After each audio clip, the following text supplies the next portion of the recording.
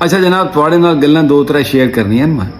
एक तो जरा कल जरा ड्रामा फसाद पिया रहा इत्थे आइन च तरमीम कर लो तो जनाब इजलास ते मौलवी फजलुर रहमान ते सारे जनाब भजदे वजदे रह गए ते पर कानून पास कोई नहीं होया। तो मैं इत्थे वज़ीर आज़म हाउस एक बेली है अपना गार्ड है उत्थे उन्होंने मैं पूछया मैं कि दस तो सही यार कोई कहानी तो सुना बनी है कि उस आगे साईं मेरा सानू ये नहीं पता कि बनी है पर सवेर नाल दमी नाल ले अपना शबाजी उठे तो बहुत परेशान है कदी ईन जावे तो बात बुलाए सू अपना सैकटरी नू आधा जने भाई जी नू बुलाओ भाई जी नू वड्डे वड्डे भाई जी नू बुलाओ भाई जी नू उस फोन च दिता मिला के तुनू आधा भाई आ वजो तुसी बस आओ तो इंशाल्लाह काम सारा ठीक हो गया तो तुसी आओ पर हाई परेशान तो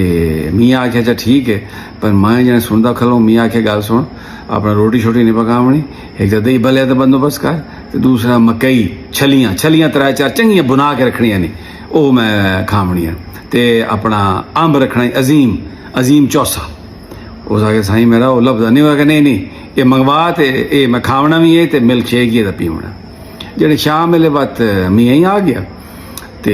उस तो बाद उत्थे पता लगा जी वो तो बिल कोई नहीं पास होंदा पिया कानून रह गया मौलवी फजलुर रहमान आकड़ गया तो बात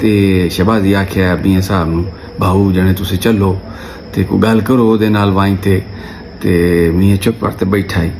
तो उस आता क्या शहबाजी जने चलो जी तुहाडे कोल तो हमेशा हर वेले काशा नकाशा तो होंदी है कदी अगे पंजाब कार्ड इस्तेमाल करते रहे हो कदी जनाब सिंध चू तो कदी बाहर अपने जेह्ड़े बेली हैं नानू कदी तुसी इस्तेमाल करते रहे हो तो हुण कोई कार्ड उत्थे लाओ वाई ते कोई चाबी लाओ उन्होंने तो मियाँ वेख्या उन्होंने शहबाजी नू आदा गल सुन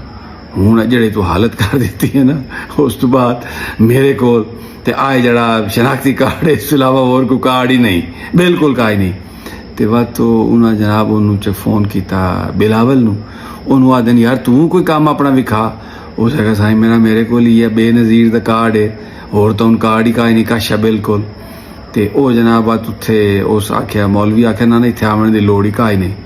तो बात जने आपस लड़ते लुड़ते रह गए उस पूछे आखिर ते वड्डे मियाँ छोटे को सके शहबाजी मैनू ये दस तेनू धक्का किस दिता है अरे तेनू आख्या किस सही है तू काम कर जे काम की तैयारी पूरी काई नहीं